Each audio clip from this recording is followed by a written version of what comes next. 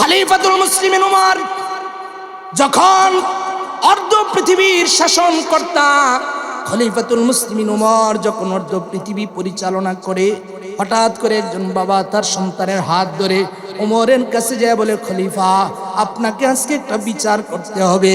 খলিফাতুল মুসলিমিন উমর বলে, এই কি বিচার করব বলেন? বলে, আমার সন্তান আমার কথা শুনে না, আমার সন্তান আমার খেদমত করে না, আমার সন্তান আমার কথা মানতে চায় না। খলিফাতুল মুসলিমিন উমর সন্তানের দিকে তাকায় বলে, এই সন্তান কেন তুমি তোমার বাবার কথা শুনো না? সন্তান এবার ডাক দিয়ে বলে, খলিফাতুল মুসলিমিন উমর আমি জানতে চাই বাবার হক আগে নাকি সন্তানের হক আগে? আমি তো দুনিয়ায় আগে আসছি, সেই হিসেবে আমার বাবার কাছে, আমার বাবা আমাকে ছোটবেলা থেকে লালন পালন করেছে, আমার বাবার কাছে পাওনাটা আগে, এরপরে না আমি আমার বাবার পাওনা আদায় করব। আপনি বলেন আমার বাবার কাছে কোনো পাওনা দাওনা আছে কিনা? খলিফাতুল মুসলিমিন উমর ডাক দিয়ে বলে, সন্তান হ্যাঁ তোমার বাবার কাছে কিছু পাওনা আছে, তুমি সন্তান হিসেবে বাবার কাছে তোমার কিছু পাওনা আছে। ওমর ডাক দিয়া বলেন, তোমার এক নাম্বার পাওনা হচ্ছে তোমার বাবার কাছে, এটা বিয়ে যারা করেন নাই তাদের কাছে সন্তান এখনো পৃথিবীতে আসে নাই, ওই যে যারা বাবা হবেন তাদের কাছে আবেদন যে বাবা দুনিয়ার জমিনে আল্লাহ রাব্বুল আলামিন আমাকে আপনার ঘরে আপনার সন্তান বানায় পৃথিবীতে পাঠাবে, বাবা এখনো বিয়ে করেন নাই, আপনার কাছে আমার আবেদন আমার জন্য একজন ভালো মা নির্ধারণ করবে। সন্তানের প্রথম হক, যারা বিয়ে করেন নাই একটা ভালো মা নির্ধারণ করতে হবে। বলতে পারেন হুজুর ভালো মা কি জন্য নির্ধারণ করতে হবে? বলে, আপনি যদি একটা নায়িকাকে বিয়ে করেন তার সন্তানটা নায়ক হবে অথবা নায়িকা হবে। আপনি যদি গায়িকাকে বিয়ে করেন তার সন্তানটা হয়তো গায়ক হবে নয়তো গায়িকা হবে। অর্থাৎ মা যেমন হবে সন্তানটাও এরকম হবে। এজন্য সরকার দু আলম নবী দু জাহানের বাদশা নবী নবী আরবি মুহাম্মদুর রাসূলুল্লাহ সাল্লাল্লাহু আলাইহি ওয়াসাল্লাম বলেন, বুখারী শরীফের হাদিস, আন আবি হুরায়রা রাদিয়াল্লাহু তাআলা আনহু قال قال رسول الله صلى الله عليه وسلم তুনকাহুল মারআতু লিআরবাঈন। দুনিয়ার জমিনে নারীদের বিবাহ শাদী হয় চারটা জিনিস দেখে। আল্লাহর নবী বলেন, এক নাম্বার লি মালিহা, দুই নাম্বার ওলি হাসাবিহা, তিন নাম্বার ওলি জামালিহা, চার নাম্বার ওলি দীনিহা। আল্লাহর নবী বলেন দুনিয়ার জমিনে মেয়েদের বিয়ে হয় চারটা জিনিস দেখে। এক নাম্বার হচ্ছে তার সম্পদ দেখা হয়, বিয়ের আগে জিজ্ঞাসা করে যে ওই মেয়ের বাবার সম্পদ আছে কিনা। দুই নাম্বার তার বংশ দেখা হয়, যে মেয়েটার বংশ ভালো কিনা। নবী বলেন তিন নাম্বার তার সৌন্দর্য দেখা হয়, মেয়েটার সৌন্দর্য আছে কিনা। চার নাম্বার আল্লাহর নবী বলেন দিনদারিতা দেখা হয়, অর্থাৎ তার মধ্যে দিনদারিতা আছে কিনা, সে আল্লাহর কোরআন পড়তে পারে কিনা, সে দ্বীনের পথে চলে কিনা, তা সে পাঁচ ওয়াক্ত নামাজ আদায় করে কিনা। নবীজি বললেন, এই উম্মতেরা শুনো, তোমরা এই চারটা জিনিসের মধ্যে কোন জিনিসটাকে চয়েস করবা, কোন জিনিস দেখে বিয়ে করবা। আল্লাহর রাসূল বলেন ফাযফার বিযাতিদ্দিন, যার মধ্যে দিনদারিতা আছে তাকে তোমরা বিয়ে করবা। নবীজি গো, যদি আমরা সৌন্দর্য দেখে বিয়ে করি, নবী গো আমরা যদি সম্পদ দেখে বিয়ে করি, নবী গো আমরা যদি বংশ দেখে বিয়ে করি, আমাদের কোনো ক্ষতি হবে কি? আল্লাহর নবী বলে তারিবাত ইয়াদাকা, হে আমার উম্মত, যদি তুমি দিনদারিতা দেখে বিয়ে শাদী না করো তাহলে তোমার হাত ধুলোয় দূষিত হোক, অর্থাৎ তোমার মধ্যে কোনো কল্যাণ থাকবে না। রাসূল বলেন দিনদারিতা দেখে, যার মধ্যে দিনদারিতা আছে এমন একজন মহিলা তোমার স্ত্রী হিসেবে নির্ধারণ করবা। খলিফাতুল মুসলিমিন উমর সন্তানকে ডাক দিয়ে বলে, এটা তোমার বাবার কাছে তোমার পাওনা, তোমার বাবার কাছে তোমার পাওনা। এবার সন্তান ডাক দিয়ে বলে, তাহলে আমার বাবাকে জিজ্ঞাসা করেন আমার বাবা কাকে বিয়ে করেছে। বাজারের এক নর্তকী নাচনেওয়ালি গায়িকাকে আমার বাবা বিয়ে করেছে, আমার বাবা তো আমার প্রথম হক আদায় করে না। এজন্য একজন বাবা, আমরা তো খুঁজি আগে যে সম্পদ আছে কিনা, শ্বশুরের কি আছে, গাড়ি আছে কিনা, বাড়ি আছে কিনা, এগুলো খুঁজি। আবার অনেকের যে টিকটকার এক মহিলা বলে আরে সুন্দর আছে, বিয়ে করে ফেলি, যার কারণে কি হয় ওই সংসারে নেককার সন্তানের জন্ম হয়, ভালো সন্তান এসে করে। আপনার মধ্যে ভুল আছে, আপনি প্রথম সন্তানের হক আদায় করেন নাই। এজন্য ইমাম মালিক রহমতুল্লাহ আলাইহির ঘটনা, 4 মাযহাবের এক মাযহাবের ইমাম, যুগের শ্রেষ্ঠ মুহাদ্দিস ইমাম মালিকের মা অনেক কালো ছিলেন, দেখতে চেহারাটা ভালো ছিল না। ওনার বাবা অনেক যুগ আগের কথা, প্রায় এরকম ভাবে মনে করেন 1300 বছর আগের পূর্বের কথা। ওই সময় ইমাম মালিক রহমতুল্লাহ আলাইহি বাবা যখন বিয়ে করবে, আগে তো এরকম ছিল মুরব্বীরা যার সাথে বিয়ে করাইয়া দিত, সন্তান মেনে নিত। কিন্তু এখন আধুনিক যুগে আইসা বলে, মা আগে আমি চয়েস করব, ভালো লাগলে তোমাকে বলবো, বাবা ভালো লাগলে বলবো। কিন্তু আপনারা যারা মুরব্বী আছেন, আপনারা বলেন তো, আপনাদের মা বাবা যাকে পছন্দ করেছে এই ব্যাপারে আপনাদের কোনো অভিযোগ ছিল কিনা? মুরব্বীরা বলেন, মা বাবা পছন্দ করে দিছে, এটাই তো বিয়ে করছেন না। মুরব্বী যারা আছেন এখনের জেনারেশন বলে, আরে কোন মহিলার তুমি ঠিক করছো, আগে আমি দীক্ষা লই, তার সাথে ঘুরা লই, কিছুদিন সম্পর্ক করে নেই, এই আসা যাওয়া করি, যদি ভালো লাগে বিয়ে করি। ওই মহিলা থেকে নেককার সন্তান আশা করে। ইমাম মালিকের বাবাকে ওনার দাদা বিয়ে করে দিছে। বাসর করে যখন গেছে, গিয়ে দেখে এত কালো এক মহিলা। দেখার পরে ইমাম মালিকের বাবা আলাদা হয়ে গেছে, আলাদা যে এক ঘরের ভিতরে দূরে আছে। ইমাম মালিকের মা ডাক দিয়ে বলতেছে, হ্যাঁ আমার স্বামী, আপনার হয়তো আমার চেহারাটা পছন্দ হয় নাই, আমাকে দেখে আপনার ভালো লাগে নাই, আমি বুঝতে পেরেছি। আপনি আপনার বাবা মায়ের কথায় আমাকে বিয়ে করেছেন। তবে শুনে রাখেন, আল্লাহ রাব্বুল আলামিন কোরআনুল কারীমে ঘোষণা করেছে, আসা আন তাকরাহু শাইআন ওয়া হুয়া খায়রুল লাকুম। এই দুনিয়ার মানুষেরা রে, তোমরা যে জিনিসটা পছন্দ করো না, হয়তো আল্লাহ রাব্বুল আলামিন ওই জিনিসের মধ্যেই তোমাদের জন্য কল্যাণ রেখে দিছে। ইমাম মালিকের মার মধ্যে দিনদারিতা ছিল। আল্লাহর কোরআন দিয়া স্বামীকে ওয়াজ করতেছে, স্বামী আমার, আমাকে পছন্দ হয় নাই, হয়তো আল্লাহ রাব্বুল আলামিন আপনি যা পছন্দ করেন নাই তার মধ্যেই কল্যাণ রেখে দিয়েছে। আল্লাহর কোরআন দিয়ে যখন কাউকে ওয়াজ করা হয়, কোরআনুল কারীমে আমরা গত বছর আলোচনা করেছিলাম, আল্লাহ বলে, ওয়া ইদা তুলিয়াত আলাইহিম আয়াতুহু যাদাতুহুম ঈমানা। আল্লাহ রাব্বুল আলামিন বলেন, দুনিয়ার মানুষেরা কারো সামনে যদি কোরআনুল কারীমের তেলাওয়াত করা হয়, আল্লাহর কোন বিধান যদি বর্ণনা করা হয়, যদি তার ভিতরে ঈমান থাকে, তো আল্লাহ বলেন তার ঈমানটা সাথে সাথে বেড়ে যায়। ইমাম মালিকের মা যখন বাবাকে ওয়াজ করছে, তো এই ওয়াজ ভিতরে কাজ করছে, বলে আসলেই তো। এবার যাইয়া স্ত্রীর সাথে বাসর রাত হইছে, তো বাসর রাত সারা রাত চলে গেছে। সকালবেলা ঘুম থেকে উঠে আবার যখন স্ত্রীর চেহারার দিকে তাকায়, মনটা ভেঙে যায় যে কি এক কালো মহিলা বাবা বিয়ে করাই দিল, মা বিয়ে করাই দিল। মুরব্বীদের বিরুদ্ধে বলতে পারে না, অভিমান করে এই বাড়ি থেকে সে বের হয়ে চলে গেছে।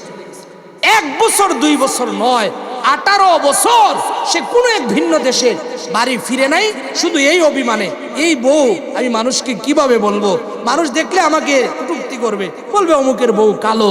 এই জন্য এই তিরস্কার থেকে বাঁচার জন্য দূরে চলে গেছে।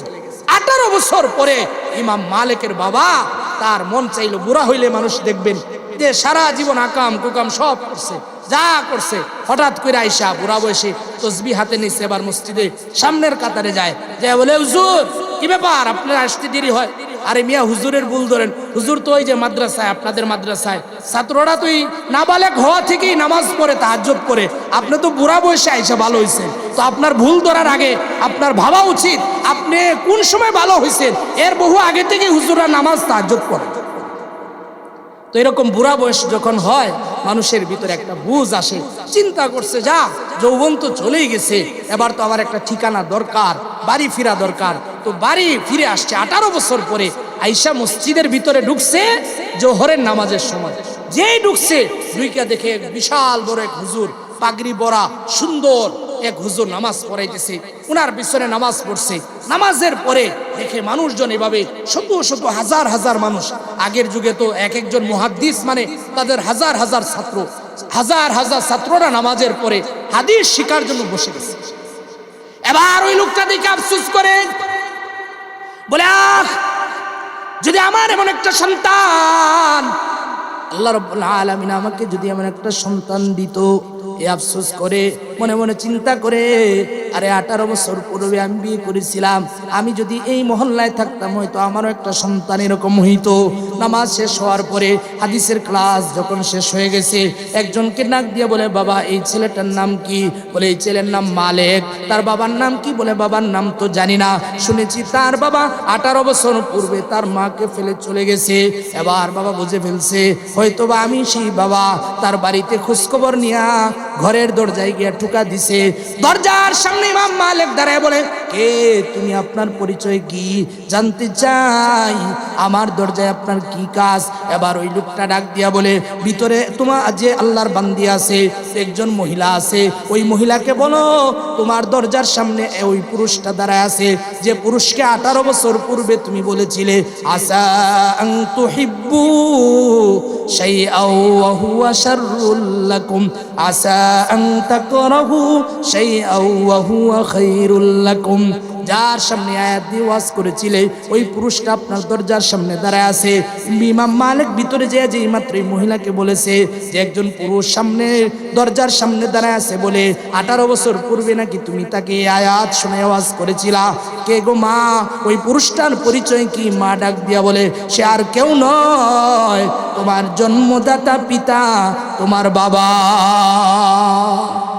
দিনদারিতা ছিল মহিলার মধ্যে, চেহারা ভালো ছিল না কিন্তু দিনদারিতা ছিল।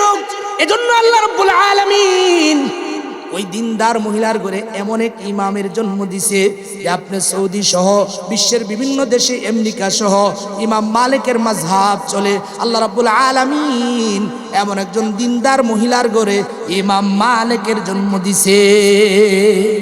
এজন্য ভালো মা নির্ধারণ করতে। আপনার স্ত্রী যখন নেককার হবে, এই যে বুখারী শরীফ আমরা বলি হুজুর বুখারীর হাদিস কিনা, ওই বুখারী শরীফের যে ইমাম বুখারী 8 বছর বয়স অন্ধ হয়ে গেছে। চেহারাটা জন্মন্ধ ছিল না, হঠাৎ করে চেহারার আলো চলে গেছে। মা দীর্ঘদিন পর্যন্ত সেজদায় পড়ে পড়ে কান্দে আর বলে, মালিক আমার স্বামীও নাই, ছেলেটার বাবা নাই, আমার ইচ্ছা ছেলেটাকে আলেম বানাবো, হাফেজ বানাবো, কিন্তু মালিক তুমি তো তাকে অন্ধ করে দিলে, আমি কিভাবে তাকে দিন শিখাবো? সেজদায় পড়ে পড়ে কান্দে। একদিন রাত্রিবেলায় ঘুমে আসে, স্বপ্নে যুগে দেখে সাইয়্যিদুনা ইব্রাহিম আলাইহিস সালাম। স্বপ্নে বলে, মা আর কান্না করতে হবে না, সন্তানের জন্য তোমার এই কান্না, দ্বীনের জন্য তোমার এই দরদ, আল্লাহর প্রতি আহ্বান আল্লাহ কবুল করেছে। গিয়ে দেখো তোমার সন্তানের চোখের আলো আল্লাহ রাব্বুল আলামিন ফিরে দিছে। ইমাম বুখারী বলেন, যেই মাত্র আমি আমার চোখের আলো ফিরে পেয়েছি, চাঁদের আলোতে বসে আমি হাদিস লিখতাম, আল্লাহ রাব্বুল আলামিন আমার নেককার মায়ের দোয়ার বরকতে আমার চোখে তো আলো দিছে। রাতের অন্ধকারে আমার কোনো লাইট আলোর প্রয়োজন হয় নাই, আমার এই চোখের পাওয়ার দিয়া আমি রাতের গভীরেও হাদিসগুলো লিখতে পারতাম। নেককার মহিলা যদি আপনার ঘরে আসে, আপনার সন্তান নেককার হবে। খাজা মঈনুদ্দিন চিশতি রহমাতুল্লাহ আলাইহি একদিন মাকে আইসা বলে, মা আজকে আমি 15 দিন সফর করে আইসা 7 লক্ষ মানুষকে আজকে মুসলমান বানাইছি। খাজা মঈনুদ্দিন চিশতির নাম শুনছেন তো নাকি? বলে 7 লক্ষ মানুষকে মুসলমান বানাইছি। মা কি বলে শুনে? মা বলে, সন্তান এর মধ্যে তোমার কোনো বাহাদুরি নাই, এতে সব বাহাদুরি আমার। বলে, মা কিভাবে তোমার বাহাদুরি? তুমি যখন আমার দুধ পান করতে 2 বছর তোমাকে দুধ পান করাইছি, আল্লাহর কসম সন্তান 2 বছরে কোনোদিন 1 ফোঁটা দুধ তোমার মুখে আমি উজু ছাড়া দেই নাই। এর বরকতে আল্লাহ তোমাকে নেককার বানাইছে, তোমার জবান দামি বানাইছে। তোমার জবানের মাধ্যমে লিখিত আছে কিতাবের মধ্যে, খাজা মঈনুদ্দিন চিশতির হাতে 90 লাখ মুসলমান মানুষ, হিন্দু বৌদ্ধ খ্রিস্টান কালিমা পড়ে মুসলমান হয়েছে। নেককার মহিলার অবদান। এজন্য বাবা, ইমামদের এরকম অনেক বহু ঘটনা আছে, ঘটনা শোনাইলেই এক বিশেষ শোনানো যাবে। শুধুমাত্র এটা বুঝাইতে চাইছি, নবীজি এই কথা বলে, এই উম্মত বিয়ে করবা, ফাসফার বিজাতি দ্বীন, বুখারী শরীফের হাদিস, দ্বীনদারিতাকে প্রাধান্য দিবা। বলছিলাম উমরের সামনে দাঁড়াইয়া সন্তান বলতেছে, আমার বাবার এই হক আমার বাবা আদায় করছে কিনা আগে জিজ্ঞাসা করেন। এজন্য সন্তানের প্রথম হক আমরা অবশ্যই যে সে অনেক বড় শিক্ষিত কিনা এটা দেখবো না, স্বাভাবিকভাবে গ্রাম অঞ্চলে যেটা দেখে 5 ওয়াক্ত নামাজ পড়ে কিনা, পর্দার ভিতরে চলে কিনা, দিনদারিতা আছে কিনা। যে পরিবারে দিনদারিতা আছে আর কিছু লাগবে না, না খেয়ে থাকবেন। হযরতে ফাতেমা রাদিয়াল্লাহু তাআলা আনহা টাকা পয়সা ছিল না, পেটে পাথর বাঁধতেন, 3 দিন 4 দিন 5 দিন চলে যেত। যেদিন ইন্তেকাল করেন হযরতে ফাতেমা রাদিয়াল্লাহু তাআলা আনহাকে নবীজি সাল্লাল্লাহু আলাইহি ওয়াসাল্লাম স্বপ্ন যুগে রমজান মাস আগের দিন আইসা আল্লাহর রাসূল ফাতেমা দেখেন স্বপ্নে নবীজি ঘরে কিছু খুঁজতেছেন। ফাতেমা ডাক দিয়ে বলে, বাবা ঘরের ভিতরে এত রাতে আপনি কি খুঁজেন? আল্লাহর নবী ডাক দিয়ে বলে, ফাতেমা রে, আমি তোমাকে খোঁজার জন্যই আসছি। বাবা এত রাতে আমাকে কেন খুঁজেন? আল্লাহর রাসূল ডাক দিয়ে বলে, ফাতেমা একটা সংবাদ দেওয়ার জন্য আসছি রে। ফাতেমা আজকে রাতের সাহরি খাইবা তোমার স্বামী আলীর সাথে, আর আগামীকাল ইফতার হবে আমি নবীর সাথে জান্নাতের দস্তরখানে। ফাতেমা যখন এই স্বপ্ন দেখেছে বুঝে ফেলেছে আগামীকাল আমার জীবনের লাস্ট ডেট, আগামীকালে আমাকে দুনিয়া থেকে চলে যেতে হবে। ফাতেমা স্বামীকে আর এই কথাটা বলে না, যদি বলি আমার স্বামী কষ্ট পাবে, আমার স্বামী পেরেশান হয়ে যাবে, সাহরি খাবে না রাতের বেলায়, এজন্য সাহরির সময়ও বলে না। আলী রাদিয়াল্লাহু তাআলা আনহু সহ ফাতেমা রাতের সাহরি খাইয়া আলী মসজিদে চলে গেছেন। ফাতেমা ফজরের নামাজ পড়ে প্রতিদিন এরকম ভাবে ইশাকের নামাজ আদায় করে, তাসবিহগুলো আদায় করে, কিন্তু আজকে দ্রুত সে রান্না করে চলে গেছে। রান্না করে যাইয়া অনেকগুলো কাপড় গুছাইয়া হযরতে ফাতেমা যত কাপড় আছে বাচ্চাদের সব ভিজাইয়া দিছে। অনেকগুলো খামিরা তৈরি করে এবার রুটি বানানো শুরু করে দিছে। অনেকগুলো পানি একসাথে গরম করতেছে। হযরত আলী যখন নামাজ পড়ে আসছে বাসায়, আয়েশা বাসায় দেখে ফাতেমা যায় নামাজে নাই। প্রতিদিন ফজরের নামাজের পরে ফাতেমা নফল আমল করতো, জিকির আজকার করতো, কিন্তু আজকে তো ফাতেমা নাই। রান্না করে যে দেখে ফাতেমা অনেকগুলো কাজ একসাথে শুরু করে দিছে। ডাক দিয়ে বলে, স্ত্রী আমার কি জন্য এতগুলো কাজ? কখনো তো তুমি এরকম করো না, আজকে প্রথম দেখলাম এই কাজগুলো তুমি একসাথে করতেছো। ফাতেমা কারণটা কি? হযরতে ফাতেমা বলে, রাতে স্বপ্ন যুগে বাবা আমাকে বলে দিয়েছে আজকের সাহরি আপনার সাথে হয়েছে, কিন্তু ইফতার হবে বাবার সাথে জান্নাতের দস্তরখানে। স্বামী আমার এই স্বপ্ন দ্বারা তো আপনি বুঝে গেছেন আজকে দুনিয়ায় এই আজকেই আমার সর্বশেষ ডেট, লাস্ট ডেট, আজকে আমি দুনিয়া থেকে চলে যাব। এজন্য স্বামী আমার এই কাজগুলো আমি করে দিচ্ছি।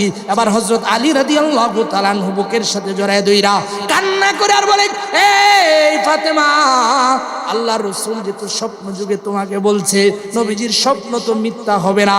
নবীজি নিজেই বলেছেন স্বপ্ন যুগে যে ব্যক্তি আমাকে দেখলো সে আমাকেই দেখলো, শয়তান আমার রূপ ধারণ করতে পারে না।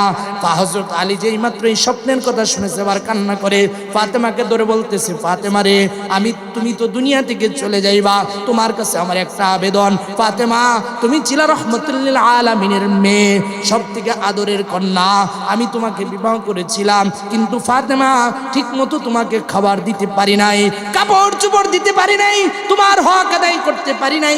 স্বামী হিসেবে আমি একজন ব্যর্থ স্বামী ছিলাম। ফাতেমা ডাক দিয়া বলে, স্বামী আমার, আমাকে লজ্জিত করবেন না, আপনি আমাকে যথেষ্ট দিয়েছেন, আপনি আমাকে বলেন কিয়ামতের ময়দানে আখিরি জামানার নবীর কন্যা হিসেবে নবীজির কাছে কোনো অভিযোগ করবেন না, আল্লাহর কাছে কোনো অভিযোগ করে আমার বাবাকে আপনি লজ্জিত করবেন না।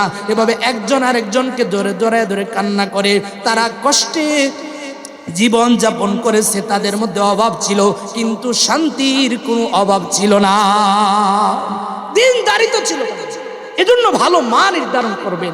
একজন নেককার মহিলা বিয়ে করা, একজন নেককার মা বাবা যদি হন, নেককার মা উপহার দেওয়াটা সন্তানের দুনিয়ায় আসার প্রথম হক। আর যদি আপনি মহিলা হন, মহিলার কাছে সন্তানের দাবি একজন ভালো বাবা ওই মহিলা নির্ধারণ করে দিবে সন্তানের জন্য। এটা হচ্ছে সন্তানের প্রথম হক। যদি কেউ এই হকটা অন্তত আদায় করে তাহলে জেনে রাখেন ওই সন্তান আপনাকে বৃদ্ধাশ্রমে রাখবে না, ওই সন্তান আপনার হক আদায় করবে। এরপরে চলে গেল সন্তান গর্ভে আসছে, আসার পরে আপনি এবার ওই মহিলা যদি নেককার হয় বেশি বেশি কোরআন কারীমের তেলাওয়াত করবে, জিকির আজকার করবে, নামাজ রোজা করবে। কিন্তু আমাদের মহিলারা সন্তান গর্ভে নিয়ে সিরিয়াল একটার পর একটা দেখে, এরকম ভাবে টিভি চলতে থাকে, আল্লাহর নাফরমানি চলতে থাকে। ইউরোপের এক ডাক্তার মহিলাদের উদ্দেশ্যে একদিন বয়ান করতেছে, ডাক্তার তার ভাষায় বলতেছে, সে তো মুসলিম না, বলে তোমরা যদি চাও তোমাদের সন্তানগুলো এরকম বড় বড় গায়িকা হোক, তাহলে বেশি বেশি গান শুনবা। তোমরা যদি চাও তোমাদের সন্তানটা ভালো অঙ্ক করুক, তাহলে বেশি বেশি অঙ্ক করবা। তার ভাষায় বলতেছিল, আর আমরা আমাদের ভাষায় বলি, আপনি যদি চান আপনার সন্তানটা নেককার হোক, খাঁটি মুসলমান হোক, তাহলে সন্তান গর্ভে আসার পরে ওই মা ওই মহিলা বেশি বেশি নামাজ রোজা করবে, কোরআনুল কারীমের তেলাওয়াত করবে, বেশি বেশি ভালো কাজ করবে, ওই আসরগুলো সন্তানের ভিতরে পড়বে। এটা সন্তানের হক মহিলাদের উপরে।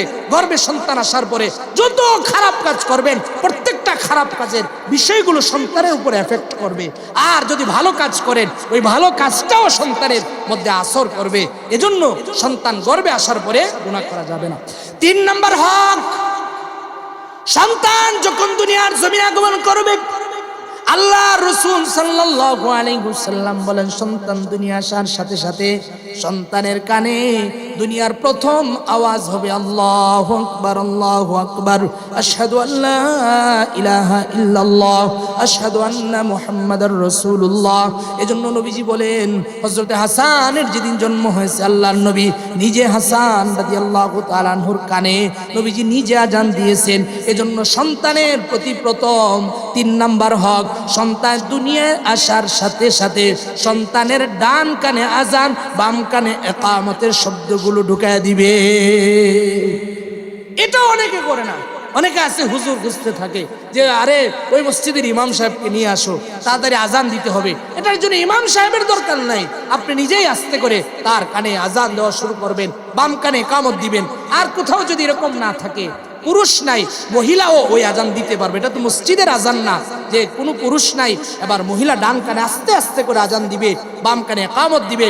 কেন দিবে?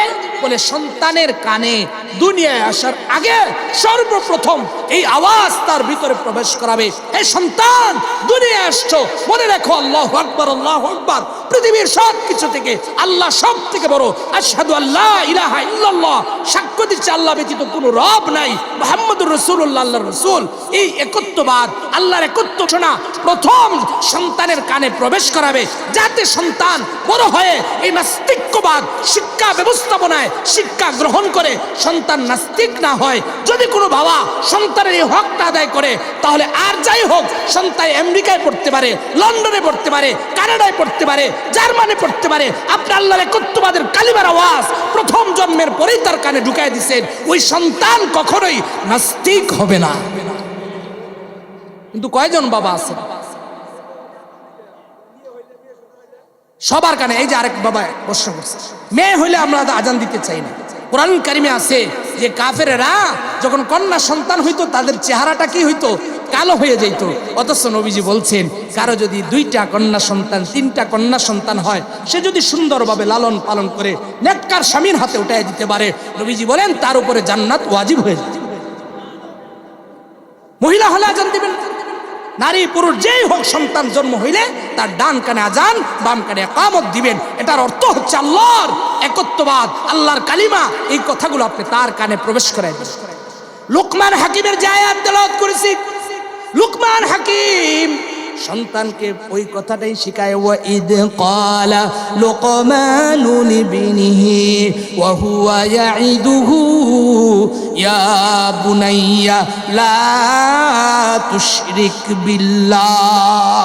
বাবা তার সন্তানকে আদর করে বলতেছে, কলিজার টুকরা সন্তান রে, দুনিয়ায় তুমি আসছো, দুনিয়ায় তুমি বড় হচ্ছ, জেনে রাখো আসমান জমিনের মালিক আল্লাহ রাব্বুল আলামিনের বিপক্ষে কাউকে তুমি আল্লাহর সমকক্ষ দাঁড় করাইয়া আল্লাহর সাথে শরীক করবা না। আল্লাহর একত্ববাদ সন্তানকে শিখাবেন। যদি এই কালিমা, যে অনেকে তো আছে হুজুর আজানই পারি না, আরে ভাই আজানের ফজিলত বলছিলাম কিনা জানি না, আজান তো প্রতিটা মুসলমানের শিখা উচিত। দিন 5 বার করে আপনার কানে আজানের আওয়াজ যায়, মুয়াজ্জিন বলতেছে হাইয়া আলাস সালাহ, হাইয়া আলাল ফালাহ, আল্লাহু আকবার, আল্লাহু আকবার। এই যে আওয়াজগুলো কানে যায়, এটার একটা বিশেষ আমল আছে। বুখারী শরীফে হাদিস আছে, নবীজি বলেন মুয়াজ্জিন যা বলে সাথে সাথে তোমরা ওই কালিমাগুলো বলো। মুয়াজ্জিন যা বলে সাথে সাথে এই কালিমাগুলো বলো। হাইয়া আলাস সালাহ, হাইয়া আলাল ফালাহ যখন বলে তখন বলবে লা হাওলা ওয়ালা কুওয়াতা ইল্লা বিল্লাহ। এটা তো পারবেন নাকি? এটা কঠিন না সহজ ভাই? মুয়াজ্জিনের সাথে সাথে বলা কঠিন না সহজ?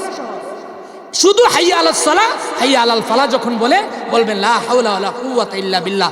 এরপর আজান কমপ্লিট হবে। রাসূল বলে আমার উপরে একটা দুরূদ শরীফ পড়ো। দুরূদ শরীফ সাল্লাল্লাহু আলাইহি ওয়াসাল্লাম, এটা একটা দুরূদ শরীফ। আবার নামাজের দুরূদ শরীফ, যে কোনো একটা দুরূদ শরীফ পড়েন। 3 নম্বর রাসূল বলে আমার জন্য একটু উসিলা কামনা করো। আল্লাহুম্মা রাব্বা হাদিহি দাওয়াতি তাম্মা ওয়াস সালাতিল কায়িমা আতি মুহাম্মাদানিল ওয়াসিলাতা ওয়াল ফাদিলা ওয়া বা'আসহু মাকামান মাহমুদা লিল্লাযী ওয়া'আদতা ইন্নাকা লা তুখলিফুল মিয়াদ। এই যে এখানে ওসিলার কথা আছে, রাসূল বলেন এই দোয়াটা পড়ো। তো এই 3টা আমল আজানের মধ্যে। একটা হচ্ছে আজানের বাক্যগুলো মুয়াজ্জিনের সাথে বলা, সাথে সাথে বলা, মহিলা হোক পুরুষ হোক। 2 নম্বর বিষয় হচ্ছে এরপর একটা দুরূদ শরীফ পড়া। 3 নম্বর দোয়াটা পড়া। এই 3টা আমল যদি কেউ করে, নবীজির ঘোষণা, নবী বলেন ওই উম্মতের জন্য সুপারিশ করে জান্নাতে নিয়ে যাওয়াটা আমি রাসূলের উপরে ওয়াজিব হয়ে যায়। সহজ না কঠিন ভাই? কি বলেন, সহজ না কঠিন?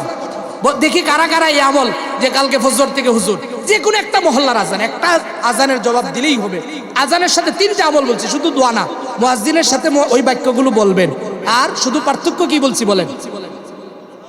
হাইয়া আলাস সালাহ, হাইয়া আলাল ফালাহর সময় লা হাওলা ওয়ালা কুওয়াতা ইল্লা বিল্লাহ। আর শেষে কি পড়বেন? আজান শেষ হইলে দুরূদ শরীফ সাল্লাল্লাহু আলাইহি ওয়াসাল্লাম। 3 নম্বর কি? ওই দোয়াটা আল্লাহুম্মা রাব্বা হাদিহি, এটা পারেন মোটামুটি। এই 3টা আমল করলে রাসূল বলে কিয়ামতের দিন ওই উম্মতের জন্য সুপারিশ করাটা কি হয়ে যায়? ওয়াজিব হয়ে যায়, ওয়াজাবাত। এত সহজ আমল করবো তো কারা কারা করবো? আগামীকালতে হাত উঠে আল্লাহকে দেখান, আল্লাহ তাআলা কবুল করেন। নামান। তাহলে এই আজানের বাক্যগুলো যখন আপনি প্র্যাকটিস শিখতে থাকবেন, তো আপনার নাতি, আপনার সন্তান হইলে হুজুর ভাড়া করে আনতে হবে। কি বলেন? হুজুর ভাড়া করতে হবে। আপনি নিজে আজান দিবেন। যখন জন্ম হয়, যে হুজুর খুঁজতে খুঁজতে 2 দিন চলে গেছে, এর আগে সে কত শব্দ শুনে বলাইছে দুনিয়া। প্রথম আওয়াজ হবে এটা, যে এই কালিমার আওয়াজ, আজানের আওয়াজ ঢুকাইবেন। এই কালিমা তো পাওয়ারফুল কালিমা, এটা আল্লাহর বরত্বের ঘোষণা। এই কালিমার ওজন এত বেশি, শুধু দেন হাজার হাজার যুদ্ধের ইতিহাস এরকম আছে, হাজার হাজার মুসলমানদের বিজয় এরকম আছে। তারা অস্ত্র শস্ত্র নিয়ে হাজার হাজার লক্ষ সৈন্য নিয়ে সামনে দাঁড়ায় গেছে, বিপরীতে একজন মুসলমান দাঁড়ায় বলছে আল্লাহু আকবার। এই তাকবীর দিয়েই ওই যুদ্ধে মুসলমানদের বিজয় অর্জন হয়েছে। এটা এত পাওয়ারফুল, এত শক্তি সম্পন্ন আওয়াজ।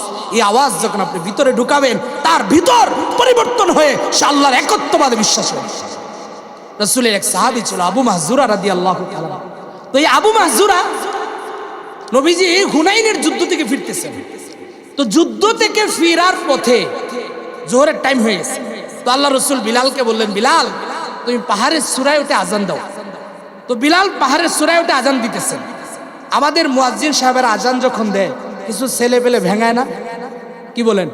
এরকম দুষ্ট প্রকৃতির 5-6টা পোলাপান ছেলে পেলে রাসূল দেখেন পাহাড়ের পাশে দাঁড়াইয়া দাঁড়াইয়া বেলালের আজান ভেঙাইতেছে। আল্লাহ রাসূল বিষয়টা দেখছেন। আজান শেষ হওয়ার পর একজনে বলছেন, এই কটারে ধরে নিয়া। যেই মাত্র এই বলছে, সব দৌড় দিয়ে পালাইছে। আর একজন ছিল একটু ঘাওড়া টাইপের, থাকে না, তেরা, দেখছেন এরকম, কি করবে দেখিনি। তো এরকম একটা ধারে আছে, আল্লাহ রাসূল এটা ধইরা আনছে, আইনা বলছে, এই বল, কি বলছিলে তুই, বল। বলে না, বল তুই বল, নাই তোর খবর আছে। আল্লাহ রাসূল তার মাথায় হাত দিয়ে বলছেন, বলো, তুমি বলো কি বলছিলা, বলো। তো এবার ভয়ে বেচারা দেখে বন্ধু বান্ধব সব পালায় গেছে, এবার তো না বলে উপায় নাই। তো এবার বলতেছে আল্লাহু আকবার, আল্লাহু আকবার, আল্লাহ সব থেকে বড়, আল্লাহ সব থেকে বড়। এখনো কালিমা পড়ে নাই, মুসলমান হয়ে নাই। হিন্দুরাও এই কথা বলে আল্লাহ সব থেকে বড়। বাকি দেব দেবী দেবতা আছে, বিভিন্ন দেব দেবীর পূজা করে, কিন্তু আল্লাহ সব থেকে বড় এই কথা মানে। এবার দ্বিতীয় বাক্য আসছে, আশহাদু আল্লা ইলাহা ইল্লাল্লাহ, এই কথা বলো যে আল্লাহ ব্যতীত কোনো রব নাই, কিন্তু বলতে চায় না। নবী বলে বলো। এবার সে বলতেছে আশহাদু আল্লা ইলাহা ইল্লাল্লাহ। আল্লাহর রাসূল বলে আবার বলো। এবার সে একটু জোরে বলে, একবার আস্তে বলে, এভাবে বলতে বলতে কাল এই আজানের বাক্যগুলো বলতেছে। আল্লাহর রাসূলের সামনে যখন এই কালিমার এই আজানের বাক্যগুলো সে তেলাওয়াত করতেছে, আল্লাহ রাব্বুল আলামিন তার ভিতরে পরিবর্তন করতেছে। আজান শেষ হওয়ার সাথে সাথে আবার ডাক দিয়ে বলে, হে নবী মুহাম্মদুর রাসূলুল্লাহ সাল্লাল্লাহু আলাইহি ওয়াসাল্লাম, কি এমন এক বাক্য শুনাইলেন আমাকে, কি এমন আজানের প্র্যাকটিস আমাকে করাইলেন, আপনি আমাকে আর একটা সেকেন্ড তো দেরি করবেন না, পড়ায়া দেন লা ইলাহা ইল্লাল্লাহু মুহাম্মাদুর রাসূলুল্লাহ। নবীজি হাত রাইখা আবু মাহজুরাকে কালিমা পড়াইয়া দিছে। এবার আবু মাহজুরাকে নবী বলে, এ আবু মাহজুরা, আজানের কালিমা শুনে মুসলমান হইছো, যাও, মদিনার মুয়াজ্জিন হচ্ছে বেলাল, আর আমি রাসূল ঘোষণা দিলাম আজ থেকে তোমাকে আমি রাসূল মক্কার মুয়াজ্জিন বানাই দিলাম। আল্লাহ রাসূল এখানে হাত দিছে। তো আবু মাহজুরা সারা সব চুল কাইটে বলাইছে, এখানে কিছু চুল লম্বা রেখে দিছে, আমাদের দেশের ওখানে পোলাবান যেভাবে রাখে। তো মানুষজন বলে, মুয়াজ্জিন সাহেব এই চুলগুলো এইভাবে রাখছেন, খারাপ দেখা যায়, এই চুলগুলো আপনি কাটেন। বলে, না, আমার সব চুল কাটবো, এই চুল কাটবো না, এজন্য এই জায়গায় আমার নবী হাত রাখছে, এই চুলে আমার নবীর স্পর্শ আছে, আমি আমার এই চুল নিয়ে কবরে যাব। আজানের আওয়াজ আবু মাহজুরা পরিবর্তন হয়েছে, কালিমা পড়ছে। এজন্য সন্তানের 3 নম্বর হক, সন্তান দুনিয়া আসার সাথে সাথে আপনি তাকে আজানের আওয়াজ শিখায় দিবেন, আজানের আওয়াজ তার কানে ঢুকায় দিবেন। সংক্ষিপ্ত করে বলছি, 4 নম্বর সন্তানের হক, এটা আমাদের দেশের অধিকাংশ 99% মানুষ অনেকে জানেই না, অনেকে জানলে এটা গুরুত্ব দেয় না। 4 নম্বর সন্তানের হক হচ্ছে তাহনিক করা। কি করা ভাই? কারা কারা প্রথম শুনছেন এই শব্দ, একটু হাত উঠান তো। তাহনিক করা সন্তানের হক, 2-1 জন, মানে তার মানে আপনারা জানেন, জানলে তো আলহামদুলিল্লাহ, না জানলে এটাও খেয়াল করেন। নবীজি সাল্লাল্লাহু আলাইহি ওয়াসাল্লামের কাছে সাহাবীরা সন্তান নিয়ে আসতেন, তো আল্লাহ রাসূল এই সন্তানদের তাহনিক করে দিতেন। কিভাবে করতেন? খেজুর চিবাইয়া প্রথম খাবার। দুনিয়া আইসা সন্তানের প্রথম খাবার হবে আল্লাহওয়ালা বুজুর্গ হক্কানি কোন আলেমের চিবানো প্রথম খাবার। আল্লাহ রসুলের জামানায় তো রাসূলের কাছে যাইতেন, তো রাসূল এই খেজুর চিবাইয়া ওই খেজুর থেকে একটু সামান্য পরিমাণ নিয়া বাচ্চার এই তালুতে লাগাই দিতেন, তো বাচ্চা এভাবে জিহ্বা দিয়ে চাটতো। এরকম মিষ্টি দ্রব্য কিছু দিয়ে দেওয়া, এটাকে তাহনিক বলে। কোনো মুরব্বীর কাছে, আল্লাহওয়ালার কাছে নিয়ে যাওয়া প্রথম খাবার হবে আল্লাহওয়ালা বুজুর্গ কারো এরকম খাবার। অনেক সময় খাবার থাকতো না। হাসান বসরির নাম শুনছেন তো না? হাসান বসরির নাম শুনছেন না? হাসান বসরির যেদিন জন্ম হয়েছে, হযরত উমরের কাছে হাসান বসরিকে নিয়ে ওনার বাবা গেছেন, গিয়ে বলছেন, হযরত উমর, আপনি আমার সন্তানের তাহনিক করে দেন। উমর ডাক দিয়ে বলেন, আপনার সন্তানের জন্য কিছু এনেছেন কিনা? মিষ্টি দ্রব্য, খেজুর কিছু আনছেন কিনা? বলে, না উমর খলিফাতুল মুসলিমিন, কিছু নাই আমার কাছে, আমি আনতে পারি নাই অথবা আনি নাই। খলিফাতুল মুসলিমিন উমরকে বাবা ডাক দিয়ে বলে, আপনার মুখের একটু লালা আমার সন্তানের মুখে ঢুকাইয়া দেন। খলিফাতুল মুসলিমিন উমর এবার মুখের লালা হাসান বসরির জবানের মধ্যে লাগাইয়া দিছে। আল্লাহর কি রহমত, উমরের মুখের প্রথম লালা হাসান বসরির জবানে ঢুকছে। আল্লাহ রাব্বুল আলামিন হাসান বসরিকে যুগশ্রেষ্ঠ মুহাদ্দিস, যুগশ্রেষ্ঠ আল্লাহর ওলি বানায় দিছে। এজন্য সন্তান হইলে 4 নম্বর সন্তানের হক তাহনিক করবেন।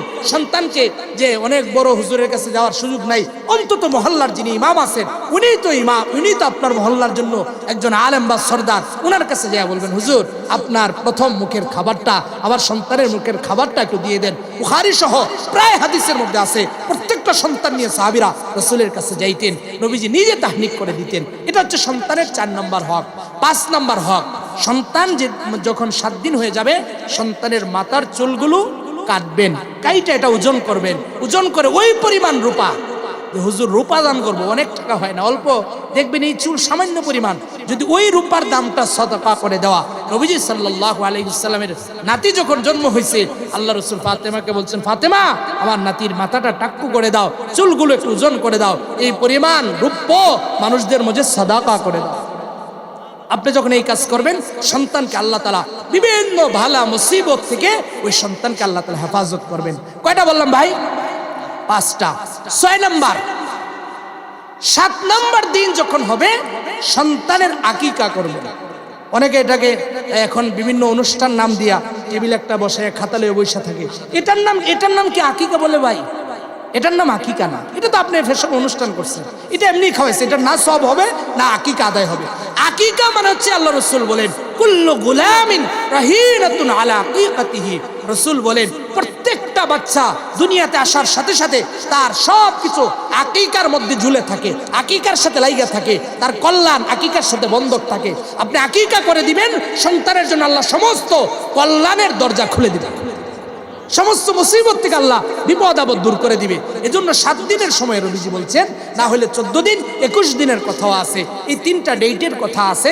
আপনি আকিকা যদি ছেলে হয় 2টা খাসি বা ছাগল, যে কোনো ধরনের ছাগল দিলেই হবে, মেয়ে হইলে একটা, এগুলো দিয়ে আকিকা আদায় করবেন। আল্লাহ আপনার ওই সন্তানকে বিভিন্ন ধরনের, অনেক সন্তান আসে আমার কাছে, হুজুর বাচ্চাটার অসুস্থতা ছাড়েই না, 5 বছর 10 বছর ধরে শুধু অসুস্থ। আমি তাকে যে প্রথম প্রশ্ন করি, বাবা আপনি কি আকিকা আদায় করছেন? তো অনেকে বলে হুজুর এটা তো করা হয়নি, ওর তো আর্থিক অবস্থা ভালো ছিল না, বা একটা বলে। আমি বলি তাহলে দ্রুত আকিকা আদায় করে দেন। আকিকার কারণে, না দেওয়ার কারণে অনেক সময় সন্তানের অসুস্থতা লেগেই থাকে। এজন্য সন্তানের এই 6 নম্বর হক হচ্ছে আমরা তার আকিকা আদায় করব। 7 নম্বর হক, সুন্দর একটা নাম রাখবো। শুরু করছিলাম উমরের কাছে ছেলের বিচার দিয়া, তো ছেলেকে যখন উমর বলছে যে আমার বাবা আমার হক আদায় করে নাই, একজন নায়িকা গায়িকাকে বিয়ে করছে। 2 নম্বর উমর বলে, সন্তান জিজ্ঞাসা করে আর কি হক আছে? উমর বলে 2 নম্বর হক হচ্ছে তোমার বাবার উপরে তোমার সুন্দর একটা নাম রাখা। খলিফাতুল মুসলিমিন উমরের সামনে সন্তান দাঁড়ায় বলতেছে, হ্যাঁ খলিফা, আমার বাবাকে জিজ্ঞাসা করেন, আমার বাবা একটা নাম রেখেছে, বর্ণনায় আসছে চামচিকা অথবা এরকম একটা কিছু বাদুর, এরকম টাইপের নাম রাখছে। আমার বাবা তো আমার সুন্দর নাম রাখে নাই। আজকে মুসলমানদের মধ্যে দেখবেন মুসলমান নাম রাখে না, সন্তানের নাম রাখছে অপু। খোঁজ নিয়ে দেখেন এটা আগে প্রথমত ছেলে নামে চিনা যায় না, আবার হিন্দু না মুসলমান এটাও চিনা যায় না। ছেলের নাম রাখছে জয়, হিন্দুর নামও রাখে জয়, মুসলমানের নামও রাখে জয়। এরকম ভাবে সন্তানের নামগুলো ইসলামিক হয় না। আল্লাহ রসুল বলেন কিয়ামতের ময়দানে ইন্নাকুম তুদআউনা ইয়াওমাল কিয়ামাতি বিআসমাইকুম, কিয়ামতের ময়দানে নবীজি বলেন তোমাদের নাম ধরে ধরে ডাকা হবে। ফাহসিনু আসমাকুম, তোমরা সুন্দর সুন্দর নাম রাখবা। সুন্দর নাম অনেক সময় জান্নাতে যাওয়ার কারণ হবে। এজন্য মুসলমানের নাম রাখতে হবে। আমাদের আরেকটা ফ্যাশন হয়েছে, নাম তো একটা রাখে, যেমন নাম কথার কথা উদাহরণ দেওয়ার জন্য বলছি, আমাদের সেক্রেটারি সাহেব আলহাজ শহীদুল ইসলাম নাম রাখছে শহীদুল ইসলাম, কথার কথা। কিন্তু আরেকটা ছোট নাম আছে যেটা হিন্দু বা বৌদ্ধদের নাম হইতে পারে, এরকম ভাবে এর অনেকের নাম আছে। মুসলমানের একটা নাম তো রাখে, কিন্তু আরেকটা ছোট করে এমন নাম রাখে যে নামটা মুসলমানের সাথে সম্পর্ক নাই। কুরআনুল কারীমে আল্লাহ ইব্রাহিম আলাইহিস সালামের বাবার নামকে ওয়াইদ ক্বালা ইব্রাহিমু লিআবিহি আযর, আল্লাহ আযরের কথা বলছেন। এটা কিন্তু ইব্রাহিমের বাবার নাম ছিল না, তিনি মূর্তি বিক্রি করতেন, ওই মূর্তির নাম ছিল আযর।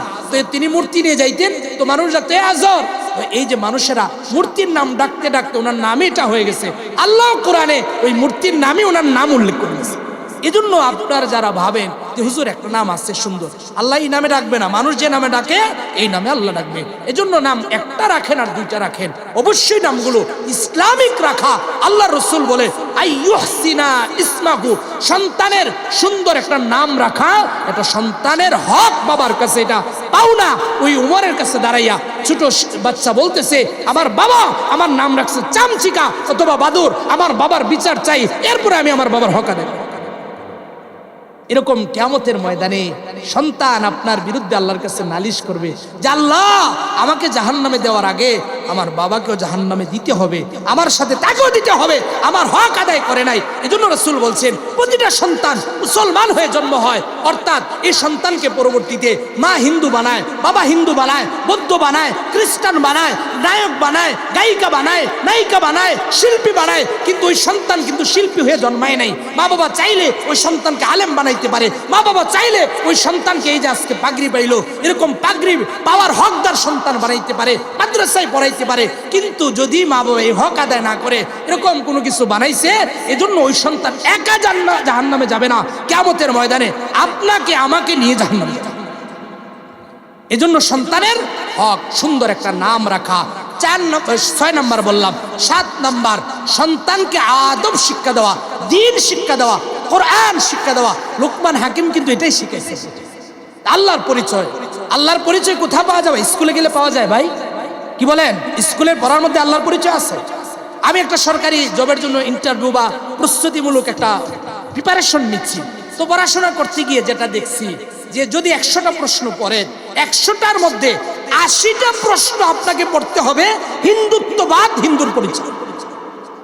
আলিয়া মাদ্রাসার প্রভাষক হিসেবে একটা নিবন্ধন পরীক্ষা দেওয়ার জন্য প্রস্তুতি নিচ্ছি। আমি তো আর ওইটাতে পরীক্ষা, শুধু পরীক্ষা দিছি আলিয়া, আমার পড়ছি কওমি মাদ্রাসায়। তো এই প্রস্তুতি নিতে যায় আলিয়া মাদ্রাসার মুহাদ্দিস হইবেন, আরবি প্রভাষক হইবেন, আপনাকে পড়তে হবে হিন্দুত্ববাদ। এইরকম একটা সিলেবাস এই নাস্তিকগুলা আমাদের সন্তানদেরকে শিখায়, আমাদের গাড়ি চাপায় দিছে। আপনি তো বুঝেন না, আপনি জানেন না স্কুল কলেজে আল্লাহর পরিচয় পাওয়া যায় না। আল্লাহর পরিচয় তো আল্লাহর কোরআন দিয়ে জানতে হবে, দ্বীন দিয়ে জানতে হবে, মাদ্রাসা দিয়ে জানতে হবে। আপনার সন্তান স্কুল কলেজে পড়া সে আল্লাহর পরিচয় পাইতে পারবে, হিন্দুত্ববাদ শিখবে। আমি তো বললাম আমি নিজে এটা ইদানিং পড়াশোনা করছি এই 2019-এর নিবন্ধনের জন্য। আপনাকে 100টা প্রশ্ন হইলে 80টা প্রশ্ন আপনাকে শিখতে হবে হিন্দুত্ববাদ। অমুক হিন্দুর নাম, সে কি করছে, সে কি লিখছে, সে তার কি অবদান। আরে ভাই, হাজার হাজার লক্ষ লক্ষ সাহাবায়ে কেরামের নাম, ঘটনা, কোরআনের আয়াত, কত শিক্ষণীয় বিষয় আছে, এগুলো নাই। ওই রবীন্দ্রনাথ ঠাকুর কি করছে, অমুক চক্রবর্তী কি করছে, এগুলো দিয়ে আমাদের শিক্ষা সিলেবাস এমন ভাবে সাজানো হয়েছে যার কারণে আজকে ঘরে ঘরে নাস্তিক মুরতাদ তৈরি হচ্ছে। এজন্য মুসলমান সন্তানের হক, সন্তানকে দ্বীন শিখাবেন। যদি না করেন কিয়ামতের ময়দানে আপনি ভাববেন না আপনাকে ওই সন্তান ছেড়ে দিবে। বলবে আল্লাহ, আমার বাবা কি চাইলে আমাকে মাদ্রাসায় পড়াইতে পারতো না? আমার বাবা কি চাইলে আপনার পরিচয় আমাকে শিখাইতে পারতো না, দ্বীন শিখাইতে পারতো না? তো আমার বাবা তো আমাকে শিখায় নাই, আমি একা কেন জাহান্নামে যাব? তাকে সাথে নিয়ে জাহান্নামে। আর যদি সন্তানকে আদব শিখাই দিতে পারেন, অল্প কিছুক্ষণ কথা বলবো, সন্তানের হক আদায় করলে, আলোচনা করলে সারা রাত পার হয়ে যাবে। আমি শুধু এই হকটার উপরে, যেহেতু আজকে পাগড়ি অনুষ্ঠান ছিল, তাদেরকে নিয়ে কিছু কথা বলবো।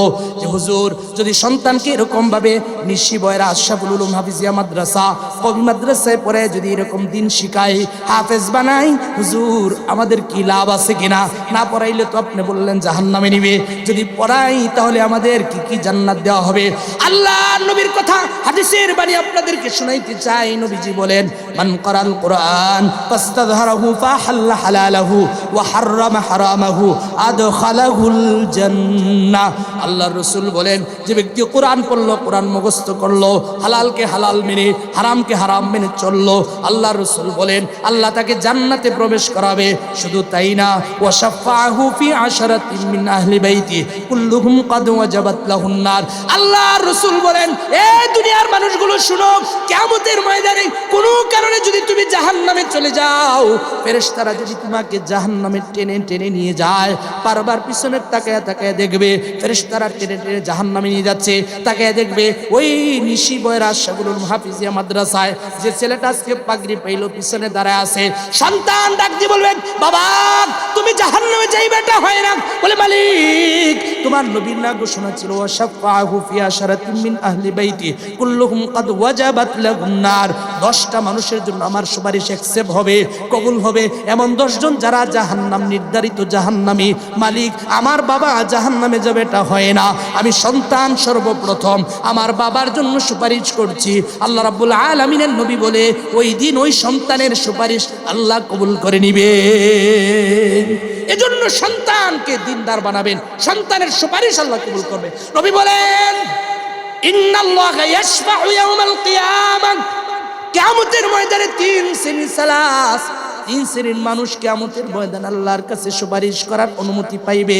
1 নম্বর আল্লাহ রাসূল বলেন, আল আম্বিয়া, নবীরা কিয়ামতের ময়দানে সুপারিশ করার অনুমতি পাইবে। 2 নম্বর আল উলামা, আলেমদেরকে কিয়ামতের ময়দানে সুপারিশ করার অনুমতি দেওয়া হবে। 3 নম্বর আশ শুহাদা, শহীদদেরকে কিয়ামতের ময়দানে অনুমতি দেওয়া হবে সুপারিশ করার জন্য। এজন্য একজন হাফেজ কোরআনের বাবা যদি হাফেজ দুনিয়ায় ভালোভাবে চলে, ওই বাবা মা কখনোই জাহান্নামে যাবে না। এজন্য সন্তানকে মানুষ করে।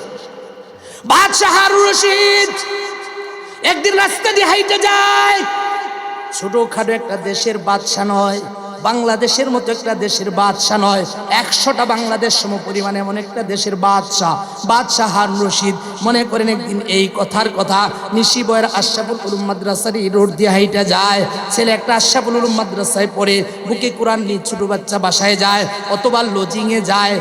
আপনাদের এই দিকটা ভালো লাগছে, আপনারা প্রত্যেকটা ছাত্রকে লজিং খাওয়ান। মনে করবেন না আপনি ওই যে ফেনী বড় মাদ্রাসা, রশিদিয়া মাদ্রাসা নাম শুনছেন, আমি গিয়েছি, এরকম আপনাদের গ্রামের মতো একটা বিশাল মাদ্রাসা, ওই মাদ্রাসার মুহতামিম সাহেবের ঘটনা, অনেক বড় আলেম, পাকিস্তানে পড়ছেন, শহীদুল ইসলাম সাহেব, ওনার জাকির যার ঘরে ছিল, লজিং যার ঘরে খাইতেন, মহিলা দিন মজুরি করতো, পুরুষরাও দিন মজুরি করতো। একদিন এদের দৃশ্য দেখে উনি যে বলতেছে, খালা আপনার ঘরে আমি খাইতে পারবো না। বলে কেন রে বাবা? বলে আমরা তো হারাম খাই না। বলে মা খালা আপনাদেরই কষ্ট দেখলে কষ্ট লাগে, আপনারা তো নিজেরাই দিন আনেন দিন খান, এরপরে আমি আপনাদের এই খাবারে ভাগ বসাই, খারাপ লাগে? বলে না রে বাবা, এজন্য আমাদের কষ্ট লাগে না, কিয়ামতের ময়দানে আল্লাহ রাব্বুল আলামিনকে বলবো, মালিক আমাদেরকে অর্থ দেও নাই, সম্পদ দেও নাই, সামান্য পরিমাণ খাবার রিজিক দিতা, সারাদিন কষ্ট করতাম, এরপরে এই খাবারগুলো একজন তালেবুল ইলমকে খাওয়াইতাম। এই শহীদুল ইসলাম সাহেব এরকম ভাবে ওই বুড়ি মহিলাটা একদিন অনেক বড় আলেম হয়েছেন, মহিলা তো জানে না, অসুস্থ হয়ে গেছেন, খোঁজ নিয়ে বলতেছে, এই খালা আমাকে চিনছেন? আমি হচ্ছে শহীদুল ইসলাম, যাকে ছোটবেলায় আপনার কষ্টের টাকাগুলো দিয়ে আমাকে এভাবে একবেলা খাবার তুলে দিতেন। মা আপনি অসুস্থ আমি শুনেছি, চিকিৎসার টাকা নাই, আপনি বাংলাদেশের কোন হসপিটালে চিকিৎসা করাইতে চান আমাকে বলেন। মহিলা ডাক দিয়ে বলে, বাবা আমার চিকিৎসা লাগবে না, শুধু দোয়া করো। তো এই শহীদুল ইসলাম সাহেবের মতো আলেম, ফেনী মাদ্রাসায় যারা গেছেন, রশিদে অনেক বড় মাদ্রাসা, এই মাদ্রাসার মুহতামিম হইছে, একটা এরকম সামান্য পরিমাণ দিন মজুর মহিলার ঘরে খাবার খাইছে। তো এই জন্য বাবা যারা এইভাবে খাবার খাওয়াইতেছেন, আপনারা মনে করবেন না 10 জনের জন্য সুপারিশ করব যে আপনাকে রেখে সে জান্নাতে চলে যাবে, পিছন দিক থেকে আপনাকে দেখলে সে ডাক দিবে, এই বাবা আপনি না অমুক, যার ঘরে আমি খাবার খাইতাম, আপনি জাহান্নামে যাবেন আর আমি জান্নাতে যাবো। আল্লাহকে বলবো, আল্লাহ এটা হয় না।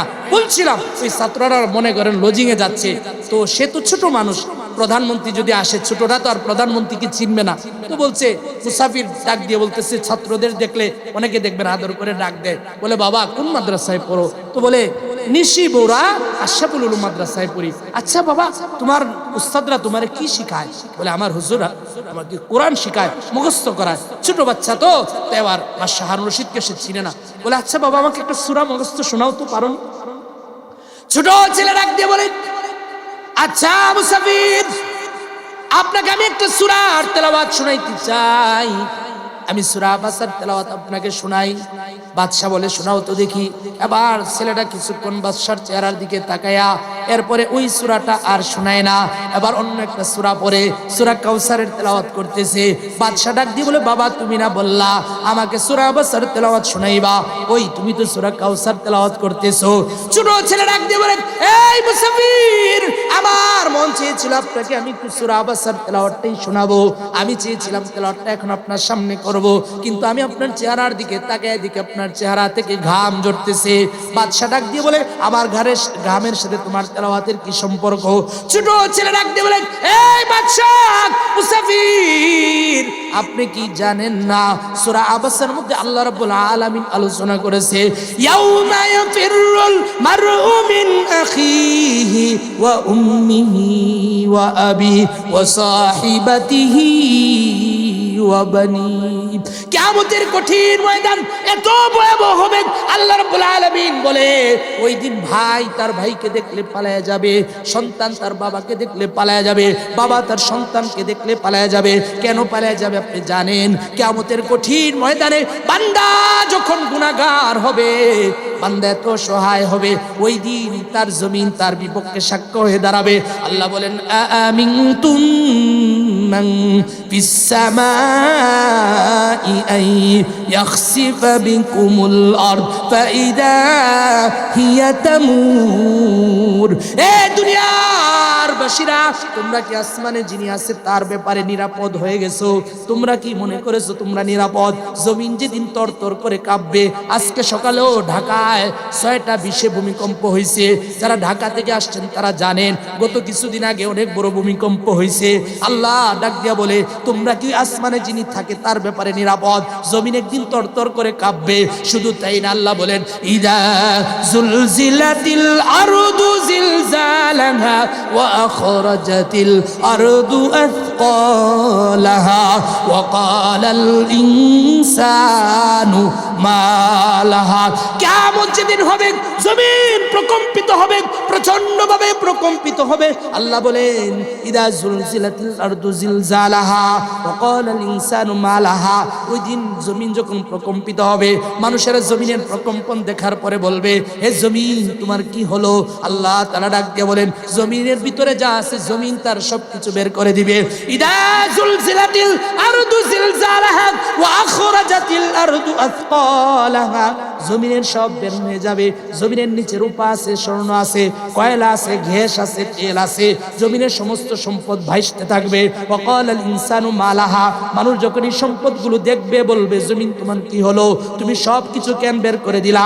এই স্বর্ণ রূপা সম্পদের জন্যই তো ভাই ভাই মারামারি, হানাহানি, কাটাকাটি ছিল, চুরি করেছি, সুদ খেয়েছি, ঘুষ খেয়েছি, এভাবে বলতে থাকবে। জমির ওই দিন তারা বলবে ইয়াউমা ইযিন তুহাদ্দিসু আখবারাহা।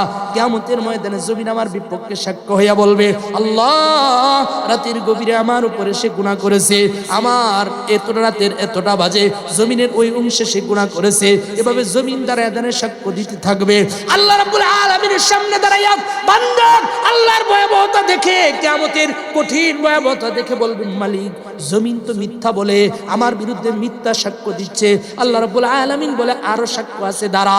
আল্লাহ কোন সাক্ষ্য এবার? আল্লাহ বলেন, ইয়া আইয়ুহাল ইনসানু মা গাররাকা বিরাব্বিকাল কারীম আল্লাযী خلقك فسواك فعدلك في أي سورة ما شاء ركبك। আল্লাহ ডাক দিয়ে বলেন, এই মানুষেরা, তোমরা ওই রব সম্পর্কে কে তোমাদেরকে ধোঁকায় ফেলে দিল? যে রব তোমাদেরকে সৃষ্টি করেছেন, তোমাদেরকে সুষম করেছেন, তোমাদেরকে সুবিন্যস্ত করেছেন।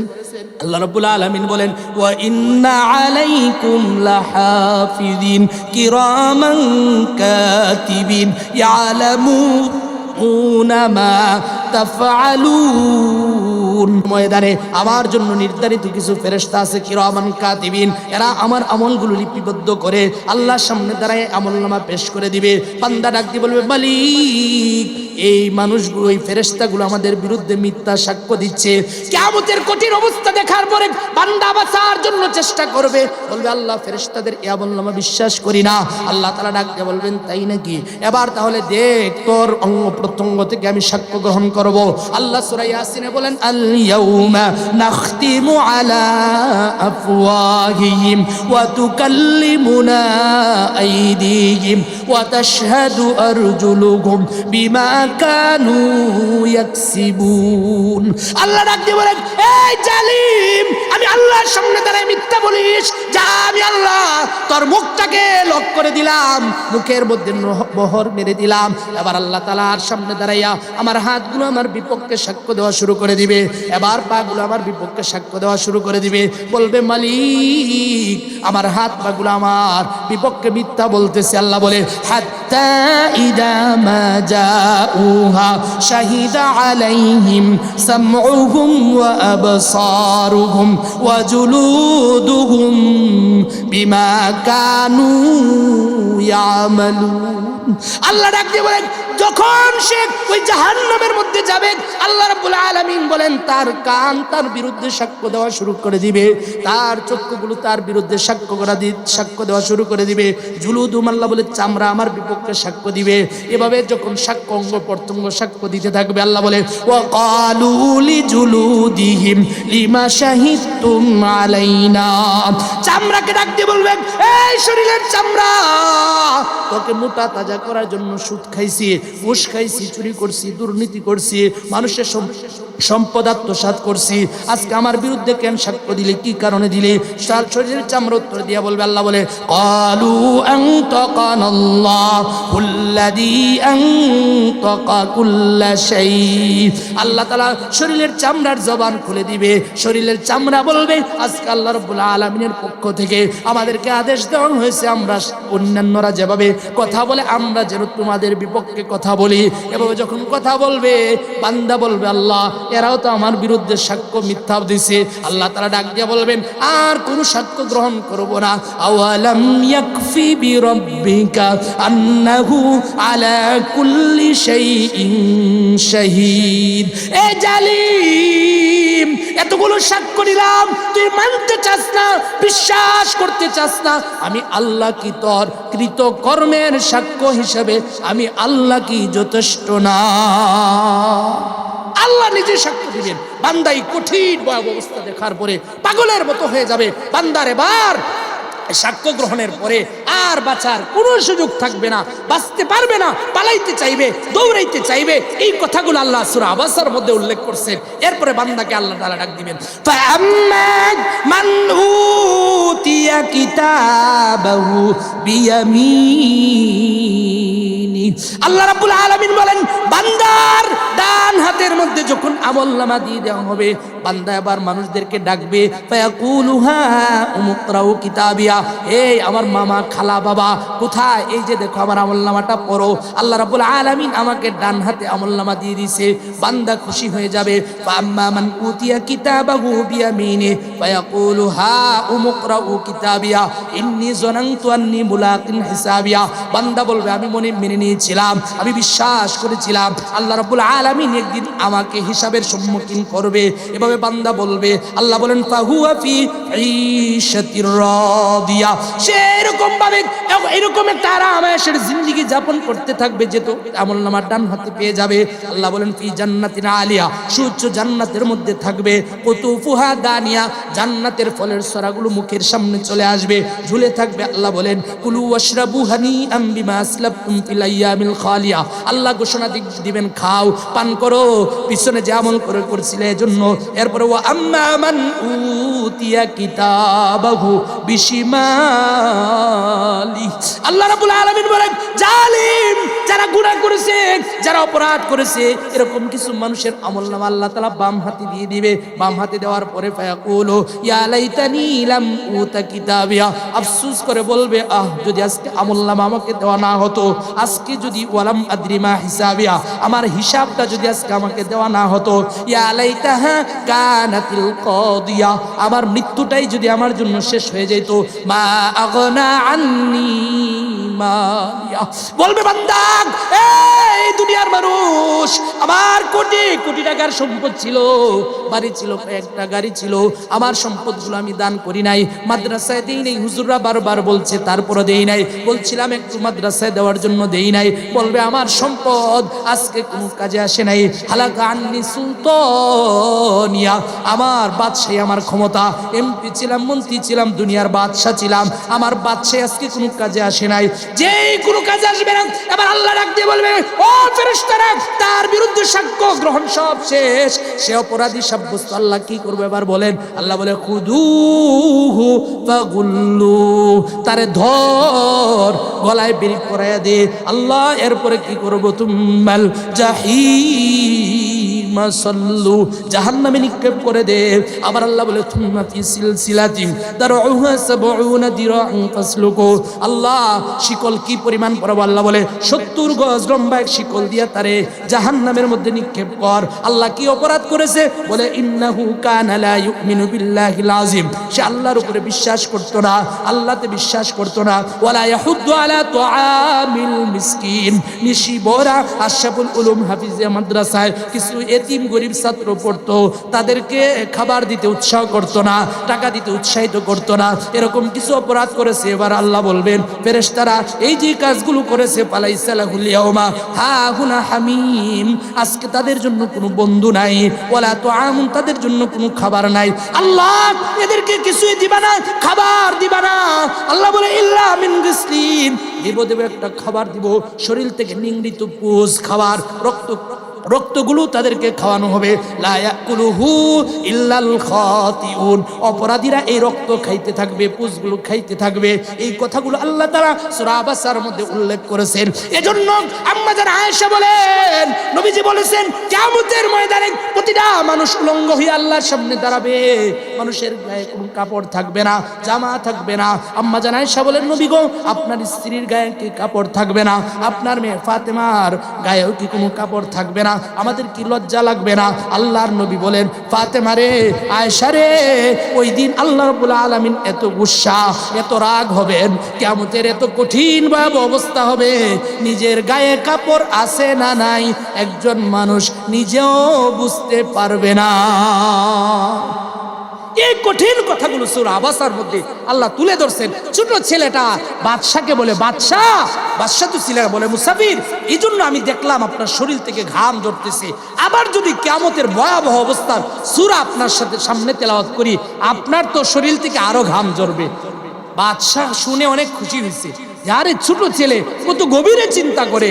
এবার বাদশা বলে, আচ্ছা তাহলে সূরা কাউসার কেন তেলাওয়াত করলা? বলে সূরা কাউসার কিয়ামতের ময়দানে নবীজি হাউজে কাউসার থেকে এক গ্লাস পানি যদি কাউকে পান করায় দেন, তার পিপাসা লাগবে না। আমি চিন্তা করে দেখলাম আপনি মুসাফির, আপনি আমাদের মহল্লায় আসছেন, আপনার শরীর থেকে ঘাম ঝরতেছে, আপনার জন্য একটু শরবত দরকার। কিন্তু সমস্যা হচ্ছে আমি তো নিজেই লজিং খাই, আরেক ঘরে খাই, আপনাকে আমি শরবত দিয়েই কোথা থেকে? আমার বাড়িটা অনেক দূরে। এজন্য আমি চিন্তা করে দেখলাম কোরআনুল কারীমের শরবতের সূরা কাউসারটা আপনাকে তেলাওয়াত করে শোনাই দিলাম, যাতে করে আল্লাহ রাব্বুল আলামিন আপনাকে ঠান্ডা বানায়। ছেলেটা বুদ্ধিমান না বোকা? কি বলেন, কথা বলেন, শেষ করে দেবো, আর এত সময় নিব না, আপনাদের কষ্ট হচ্ছে বুঝতে পারতেছি। বলছিলাম যে ওই ছেলেটা, বাদশাহ খুশি হয়েছে, এবার পরিচয় দিতেছে, বলে আমি বাদশাহ হারুন রশিদ, তুমি চিনো? বলে হ্যাঁ, নাম শুনছি। বাবা তুমি মাদ্রাসায় পড়ো, আচ্ছা তোমার আচরণে আমি খুশি হয়েছি, যাও এই নাও তোমাকে একটা টিকিট দিলাম, তোমার যদি কিছু লাগে তুমি সরাসরি রাজদরবারে চলে যাইবা, আমার দরজা তোমার জন্য সবসময় খোলা থাকবে।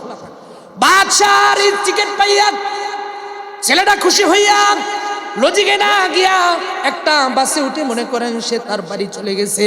গিয়া বলতেছে, মা অনেক খুশি যে বাদশা আমাকে টিকিট দিছে, সার্টিফিকেট দিছে, কিছু লাগলে বাদশার দরবারে যাইতে বলছে। গিয়ে দেখে মা কান্না করে, বলে কি জন্য কাঁদো মা? বলে তুমি তো খুশিতে আছো, তুমি জানো না বাদশার লোকেরা তোমার বাবাকে ধরে জেলখানায় বন্দি করে রাখছে। ছেলে ডাক দিয়ে বলে, মা টেনশন করো না, চিন্তা করো না, বাদশার ভিআইপি কার্ড, আমি এখনই বাদশার রাজ দরবারে যাবো, বাদশার সাথে সরাসরি কথা বলবো, বাবাকে সারানোর ব্যবস্থা করব। ছোট ছেলে রাতের গভীরে যে বাদশার দরজায় হাজির হয়ে গেছে, ডাক দিয়ে বলতেছে, বাদশা দরজা খুলেন, গেট খুলেন। বলে বাবা এত রাতে তুমি কেন আসছো? ছোট ছেলে জবাব দেয়, আপনি আমাকে কার্ড দিলেন কিন্তু আমার বাবাকে জেলখানায় বন্দি করলেন, এটা কেমন আচরণ আপনার? এটা হয় না বাদশা, আপনি আমার বাবাকে সারানোর ব্যবস্থা করেন। বলে কে তোমার বাবা? বলে আমার বাবা অমুক। আরে তোমার বাবাকে আদব কায়দা শিক্ষা দেওয়ার জন্য আনছি, তাকে জেলখানায় বন্দি করছি, তোমার বাবা ভালো না, সে বাজে লোক, খারাপ লোক। ছেলে আবার ডাক দিয়ে বলে, বাদশা বলে তোমার বাবা একটা বোকা। ছেলে বলে না না বাদশা, আমার বাবা বোকা নয়, আমার বাবা বড় চালাক, এজন্যই তো আমাকে নিশি বয়রা আশরাফুল উলুম হাফিজিয়া মাদ্রাসায় ভর্তি করছে। আমার দাদা ছিল বোকা, আমার বাবাকে দিন শিখায় নাই, কোরআন শিখায় নাই, এজন্য বাবা অপরাধ করছে। কিন্তু আমার বাবাকে আপনি বোকা বলবেন না, আমার বাবা বুদ্ধিমান, এজন্যই তো আমাকে মাদ্রাসায় পড়ান। ঠিক আজকে বাবা যাদের সন্তানগুলো মাদ্রাসায় পড়ে আপনি চালাক, বলবেন হুজুর কিভাবে? বলে মৃত্যুর সময় যখন হবে, অনেক সন্তান এরকম আছে ঢাকা শহরে বিশেষ করে বাবার জানাজা কেমনে পড়তো এটাও জানে না। বাবার জানাজার সামনে দাঁড়ায় বলে হুজুর জানাজার নিয়মটা একটু বলে দেন। কিন্তু এরকম সন্তানও তো আছে, বলে না না আমার বাবার জানাজা এটা ইমাম সাহেব পড়াবে না, আমি সন্তান আমার বাবার জানাজার ইমামতি করব। কত ভাগ্যবান বাবা তারা যারা এই নিজের সন্তানের জানাজাটা নিজে পড়ায় দেয়। তো এই জন্য সন্তানকে দিন শিখাবেন, আপনার সন্তান আপনার জানাজা পড়াবে। আর সর্বশেষ কথা হচ্ছে যে আজকের বৃদ্ধাশ্রমগুলোতে যান, গাজীপুরে যান, কি জিজ্ঞাসা করেন যে বাবা আপনাকে দেখে তো ভদ্র পরিবারের মনে হয়, আপনি বৃদ্ধাশ্রমে কেন, আপনার সন্তান নাই? বলবে আছে, আমার একটা সন্তান আমেরিকা, একটা কানাডা, একজন ডাক্তার, একজন এরকম ডিসি, ওসি, জজ, এরকম বলবে। একজনও বাবা মা পাবেন না যারা বলবে হ্যাঁ আমার সন্তানটা নেশি বয়রা আশরাফুল উলুম মাদ্রাসায় পড়ায়, এরকম একটা বাবা পাবেন না। অমুক মসজিদে চাকরি করে 5,000 টাকা বেতন পায়, সন্তান আমারে খাওয়াইতে পারে না, এজন্য বৃদ্ধাশ্রমে রেখে আসছে, এরকম একটা সন্তানও পাবেন না। কেন পাবেন না? বলে সন্তানকে দিন শিখাইছে, আল্লাহর পরিচয় শিখাইছে। আল্লাহর পরিচয় শিখানো, দিন শিখানো মানে কি জানেন? প্রতিটি মানুষের হক শিখাই দেওয়া। ওই সন্তান জানে আমার বাবার আমার কাছে কিছু পাওনা আছে, বাবার কি পাওনা, মায়ের কি পাওনা, সে হক জানে, এজন্য মা বাবার সাথে বেয়াদবি করে। এবার ছোট ছেলে বলে আমার বাবাকে আপনি বোকা বলতে পারেন না, আমার বাবাকে আপনি ছেড়ে দেন। বাদশা আবার খুশি হইয়া বলে এই তোরা কোথায়? ওর বাবাকে ছেড়ে দে। একজন ডাক দিয়ে বলতেছে এ বাদশা, আপনি এত বড় একজন অপরাধীকে ছেড়ে দিলেন। একটা ছোট বাচ্চা সুপারিশে বাদশা আবার নবীর হাদিস শোনায়, ডাক দিয়ে বলে তোমরা কি জানো না, তোমরা কি শোনো নাই আখিরি জামানার নবী মুহাম্মদুর রাসূলুল্লাহ সাল্লাল্লাহু আলাইহি ওয়াসাল্লাম ঘোষণা করেছে মান ক্বারাআল কুরআন ফাস্তাযহারাহু ফাহাল্লা হালালাহু ওয়া হাররামা হারামাহু আদখালাহুল জান্নাহ ওয়া শাফাআহু ফি আশরাতিন মিন আহলি বাইতি কুল্লুহুম ক্বাদ ওয়াজাবাত লাহুন নার। আল্লাহর নবী বলছে যারা কোরআন পড়বে, মুখস্থ করবে, তাদেরকে আল্লাহ জান্নাত দিবে। শুধু তাই না, নবী বলছে 10 জনের জন্য কিয়ামতের ময়দানে সুপারিশ করবে। তো আসমান জমিনের মালিক যদি 10 জনের পক্ষে সুপারিশ কবুল করে, আমি একটা দুনিয়ার স্বাভাবিক সাধারণ বাদশা, আমি কেন কোরআন ওয়ালার সুপারিশে তার বাবাকে মাফ করতে পারবো না? এজন্য মাফ করে দিছি। এজন্য যাদের সন্তান কোরআন শিখছে আপনি দামি হবেন। শুধু দামি হবেন না, 10 মিনিটের ভিতরে আলোচনা শেষ করে দিব। আল্লাহর রাসূল বলেন মান ক্বারাল কুরআন ওয়া আমিলা বিমা ফিহি উলবিসা ওয়ালিদাহু তাজ্জান ইয়াউমাল কিয়ামা। এই যে আজকে পাগড়ি পরানো হলো, আপনাদের কাছে মনে হইতে পারে হুজুর এটা 200 টাকা দাম।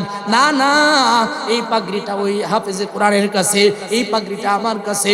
এই পাগড়িটা যাদের মাথায় লাগছে আসমান জমিন থেকে ওটা দামি, এই পাগড়ির দাম অনেক বেশি, এটা অনেক সম্মানের। নবীজি বলেন কিয়ামতের ময়দানে এই যে এমনিভাবে হাফেজে কোরআনগুলো কোরআন পয়রা পাগড়ি পাইলো, আমি আসমান জমিনের মালিক আল্লাহ দুনিয়ার নবী মুহাম্মদুর রাসূলুল্লাহর মাধ্যমে ঘোষণা করে দিলাম কিয়ামতের ময়দানে উলবিসা ওয়ালিদাহু তাজ্জান ইয়াউমাল কিয়ামা মিন নূরিহি। মা বাবার মাথার মধ্যে এরকম নূরের মুকুট পরায় দিব। ওগো নবীজি, ওই নূরের মুকুট বলতে ওরা মনে করে একটা সাধারণ কোন মুকুট হবে, বিয়ে শাদীতে একটা মুকুট পরছিলাম এমন কোন মুকুট হবে। আল্লাহর রাসূল বলে না না, দুনিয়ার বৈজ্ঞানিকরা বলে আমাদের থেকে 9 কোটি 30 লক্ষ মাইল দূরে সূর্য, এত দূর থেকে সূর্য সারা পৃথিবীকে আলো দেয়, সারা পৃথিবী আলোকিত হয়ে যায়। নবীজি বলেন ওই সূর্যটা দাউহু আহসানু মিন যাউইশ শামসি ফি বুয়ুতিদ দুনিয়া ওয়ালাউ কানাত ফিকুম। ওই সূর্যটা আইনা যদি একটা ঘরের কামরার ভিতরে ঢুকায় দেওয়া হয়, যে সূর্য সারা পৃথিবীকে আলো দেয়, একটা ঘরে ঢুকাইলে যেমন আলো হবে। নবীজি বলেন কিয়ামতের ময়দানে হাফেজে কোরআন যারা পাগড়ি পাইয়া কোরআন মুখস্থ করে হাফেজ হইল, হালালকে হালাল মাইনা যদি চলে, কিয়ামতের ময়দানে মা বাবার মাথার মধ্যে যে নূরের মুকুট থাকবে, নবী বলে ওই সূর্যের আলোর থেকে আরো বেশি আলোকিত হয়ে যাবে, মা বাবারা দামি হয়ে যাবে। এবার বলতে পারেন হুজুর সব তো মা বাবা নিয়ে গেল, কিন্তু যারা কোরআন পড়লো, যারা এই মাদ্রাসায় এত কষ্ট করে কোরআন পড়লো, তাদেরকে কি কিছু দেওয়া হবে না? নবী বলে ইকাল লিসাহিবিল কোরআন ইকরা ওয়ারতাকি ওয়ারাতিল কামা কুনতা তুরাতিলু ফিদ দুনিয়া ফাইন্না মানজিলাকা ইনদা আখিরি আয়াতিন তাকরাউহা। আল্লাহর নবী বলেন কিয়ামতের ময়দানে বলা হবে কোরআন পড়ো আর উপরে ওঠো, পড়ো আর উপরে ওঠো, পড়ো আর উপরে ওঠো, উঠতে থাকো, পড়তে থাকো, উঠতে থাকো, পড়তে থাকো, চলতে থাকবে। নবী বলেন কোরআনের সর্বশেষ আয়াত যে তালার মধ্যে শেষ হবে, ওই জায়গাটাই, ওই তালাটাই হবে জান্নাতে তোমার স্থান। 6000-এর উপর আয়াত যেবার ধারণা করে নেন, যদি 6000 আয়াত হয় জান্নাতে, হাফেজে কোরআনের বাড়িটা হবে 6000 এর উপরে তালা বিশিষ্ট, 2 তালা 3 তালা 5 তালা বাড়িয়ে যারা বাহাদুরি করেন 100 বছর মেয়াদ। তাও ওই দিন যে ভূমিকম্প হয়েছে যদি আর 50 সেকেন্ড হইতো, ঢাকা শহরের বাড়িওয়ালারা ফকির হয়ে যেত, সমস্ত ঘর বাড়ি ভেঙে যেত। কিন্তু আল্লাহ রাব্বুল আলামিন যে বাড়িটা দিবে, ওই বাড়িটা ভাঙবে না, ওই বাড়ির মেয়াদ 100 বছর হবে না, জান্নাতের বাড়ির মেয়াদ হবে অনন্তকালের জন্য। এজন্য সন্তানকে দিন শিখান। সন্তানের হক বলছিলাম যে সন্তানকে দিন শিখাবেন, সন্তানকে কোরআন শিখাবেন, 7 নম্বর হক। আর 2টা হক 2 মিনিটে বলছি। 8 নম্বর হক হচ্ছে সন্তানকে তরবিয়ত শিখাবেন, যেটা লুকমান হাকিমের এই 2-3টা আয়াতের তরজমা আমি করে দিচ্ছি। 1 নম্বর বলছিলাম, লুকমান হাকিম তার সন্তানকে বলছে, বাবা আল্লাহর সাথে শরীক করা যাবে না, আল্লাহ একক, দুনিয়ার সব জায়গায় আল্লাহ একক, আল্লাহর আইন সব জায়গায় চলবে, মসজিদে যেমন চলবে বাহিরেও চলবে, রাজনীতিতেও চলবে, সংসদেও চলবে, সব জায়গায় চলবে, পুরো জায়গায় আল্লাহর সাথে শরীক করা যাবে না। 2 নম্বর লুকমান হাকিম বলে, ওয়া ইদ ক্বাল ইয়া বুনাইয়া ইন্নাহা ইন তাকুন قال حبة من خردل فتكن في صخرة أو في السماوات أو في الأرض يأتي بها الله। লুকমান হাকিম সন্তানকে ইয়াকিন শিখাইতেছে, বিশ্বাস শিখায়, সন্তান তুমি ভালো কাজ করো আর খারাপ কাজ করো, ছোট কাজ করো আর বড় কাজ করো, ওই কাজটা যদি তোমার পাথরের ভিতরে লুকায়িত থাকে, তুমি একটা ভালো কাজ করেছো পাথরের ভিতরে পড়ে গেছে, অথবা এটা আসমানে থাকে, 7 জমিনের নিচে থাকে, সন্তান রে ইয়াতি বিহাল্লাহ, কিয়ামতের ময়দানে আল্লাহ রাব্বুল আলামিন তোমার এই সব কিছু হাজির করে তোমার সামনে উপস্থিত করে দিবে। এরপরে লুকমান হাকিমকে ইয়াকিন শিখাইলো, এবার আনুগত্য শিখায়, বলে সন্তান ইয়া বুনাইয়া আকিমিস সালাতা ওয়া'মুর বিল মারুফি ওয়ানহা আনিল মুনকারি ওয়াসবির আলা মা সাবাক। ও সন্তান তুমি নামাজ কায়েম করবা। এজন্য সন্তানের বয়স যখন 7 বছর হয়ে যায়, নবী বলে মুরু আওলাদাকুম বিস সালাতি ওয়া হুম আবনাউ 7 সিনিন। তোমার সন্তানের বয়স যখন 7 বছর, নবী বলেন 7 বছর বয়সে তোমার সন্তানকে নামাজের আদেশ দিবা। ওয়াদরিবুহুম ওয়া হুম আবনাউ 10 সিনিন। তোমার সন্তানের বয়স যখন 10 বছর, নবী বলে পিটাইয়া পিটাইয়া নামাজ পড়াইবা। 7 বছরের সন্তানকে নামাজের আদেশ দিবেন। তো নামাজের আদেশ দিলে 7 বছরের আগে থেকেই সন্তানকে নামাজ শিখাইতে হবে। কিন্তু আপনিই তো নামাজ পড়েন না, তো সন্তান কিভাবে নামাজ পড়বে? দেখবেন ঘরে যদি মা নামাজ পড়ে, বাবা যদি নামাজ পড়ে, 2 বছরের সন্তান তো মায়ের সাথে সিজদা দেয়, বাবার সাথে সিজদা দেয়, রুকু দিতে থাকে। এজন্য রাসূল বলেন তোমার সন্তানকে 7 বছর বয়সে নামাজ শিখাইবা, দিন শিখাইবা। এভাবে যখন করবেন, লুকমান হাকিম তার সন্তানকে বলে নামাজ কায়েম করবা। এরপরে নামাজ কায়েম করার পরে এরপরে বলতেছে ওয়া'মুর বিল মারুফ, ভালো কাজের আদেশ দিবা। অর্থাৎ কোনো খারাপ কাজ তো করবাই না। কোথাও এরকম দেখছো মানুষ খারাপ কাজ করে, লুকমান হাকিম বলে ওয়ানহা আনিল মুনকার, খারাপ কাজ থেকে নিষেধ করবা। আর মনে রাখবা সন্তান, লুকমান হাকিম বলতেছে কোরআনের কথা, বলে তুমি যখন ভালো কাজ করবা, কিছু মানুষ তোমাকে কষ্ট দিবে, কিছু মানুষ তোমাকে খারাপ বলবে, মৌলবাদ বলবে, জঙ্গি বলবে, এরকম মোল্লা বলে টিটকারি করবে। শুনে রাখো, ইন্না যালিকা লামিন আজমিল উমুর। তুমি ওয়াসবির আলা মা সাবাক, তোমাকে যখন এই কষ্ট দিবে, এই বিপদ আসবে, জেল আসবে, জুলুম আসবে, নির্যাতন আসবে, দিনের কথা বলার কারণে, হক কথা বলার কারণে ফাঁসির কষ্ট আসবে, সন্তান আমি তোমাকে বলছি ওয়াসবির আলা মা সাবাক, এই বিপদের সময়ও তুমি আল্লাহর জন্য ধৈর্য ধারণ করো। এরপরে লুকমান হাকিম বলতেছে সন্তান এটা কিন্তু সহজ না, ইন্না যালিকা মিন আজমিল উমুর, এটা অনেক কঠিন একটা বিষয়, এটা অনেক সাহসিকতার বিষয়। দিনের কাজ করতে গেলে তোমার জন্য অনেক বিপদ আসবে। দেখেন কিভাবে বাবা তার সন্তানকে দিন শিখাইতেছে, তরবিয়ত শিখাইতেছে। এরপরে আরো লম্বা কথা শিখাইছে, ওয়ালা তুসাইর খাদ্দাকা লিন-নাস ওয়ালা তামশি ফিল আরদি মারাহা। সন্তান গুরুজনের সামনে, মুরব্বিদের সামনে তোমার গালটা বাঁকা করে অহংকার করে চলে যেও না, জমিনে তুমি ধম্ব দেখাও না, অহংকার করে চলো না। ইন্নাল্লাহা লা ইউহিব্বু কুল্লা মুখতালিন ফখুর, আল্লাহ অহংকারীদেরকে ভালোবাসে না, ধম্বকারীদেরকে আল্লাহ ভালোবাসে না। এরপরে বলে ওয়ালা তুসাইর খাদ্দাকা লিন-নাসি ওয়ালা তামশি ফিল আরদি মারাহা ইন্নাল্লাহা লা ইউহিব্বু কুল্লা মুখতালিন ফখুর। এরপরে আর আয়াতের মধ্যে আছে তুমি একদম নিম্নভাবে চলবা, নম্রভাবে চলবা, এভাবে চলবা যেন মানুষ তোমাকে খারাপ না বলে, আর চিৎকার করবা না, জোরে কথা বলবা না। ইন্না যালিকা, এরপরে বলতেছেন এই যে চিৎকার করা, চিৎকার করে কথা বলা, জোরে কথা বলা, এটা তো গাধা বলে, গাধার চিৎকার দুনিয়ার সবথেকে নিকৃষ্ট চিৎকার। এজন্য সন্তানকে এভাবে তরবিয়ত শিখাবেন, দেখবেন ওই সন্তান আমাকে আপনাকে কষ্ট দিবে না, আমাকে আপনাকে বৃদ্ধাশ্রমে রেখে আসবে না। এরপরে সন্তানের একটা হক, সন্তান যেন বিবাহের উপযুক্ত দায়িত্ব হবে সন্তানকে বিবাহ করায় দিবেন। আজকে আমাদের মা বাবাদের কাছে সন্তান বড় হয় না। রাসূল বলেন বালক হওয়ার পরে সন্তানকে যদি বিয়ে না করান আর ওই সন্তান যদি কোনো গুনাহে লিপ্ত হয়, ওই গুনাহের এই গুনাহটা মা বাবার আমলনামায় দেওয়া হবে। যদি স্বাবলম্বী হওয়ার পরও, আর্থিক অবস্থা ভালো হওয়ার পরও আপনি সন্তানকে বিয়ে না করান এই অজুহাতে এখনো কেরিয়ার হয় নাই, এখনো তার সামনে আরো অনেক বাকি আছে, এই কারণে যদি সন্তান গুনাহ করে বাবা মার ঘাড়ে গুনাহ দেওয়া হবে। এজন্য সন্তান বালেগ হওয়ার পরে মা বাবার দায়িত্ব সন্তানকে বিয়ে শাদী করে দেওয়া। এরপরে সর্বশেষ যেটা দিয়ে শেষ করতে চাই, সম্পদ বন্টনে সমতা রক্ষা করা।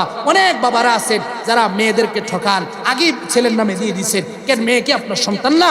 ইসলাম বলছে ছেলে যতটুকু পাবে তার অর্ধেক মেয়ে পাবে, এর অধিকার আপনার নাই তাকে কম দেওয়ার। কিয়ামতের দিন যদি সে বলে আমার বাবা আমাকে ঠকাইছে, হাজার হাজার লক্ষ লক্ষ মানুষ হাজী সাহেবদেরকে দেখছি, নামাজীদেরকে দেখছি, বাবার সন্তান ছেলেরকে সম্পদ দিয়ে দিচ্ছে আর মেয়েকে কিছুই দিয়ে যায় নাই। কে বলছে আপনাকে এই কাজ করতে?